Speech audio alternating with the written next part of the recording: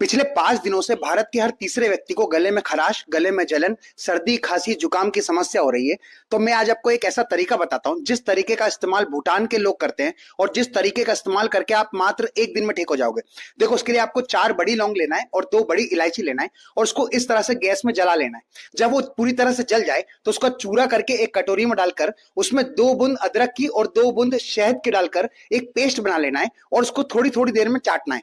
दिन में 2 बार ऐसा करना है। अगले दिन तक आप पूरे ठीक हो जाओगे और ये बात भारत के हर व्यक्ति तक शेयर कर देना।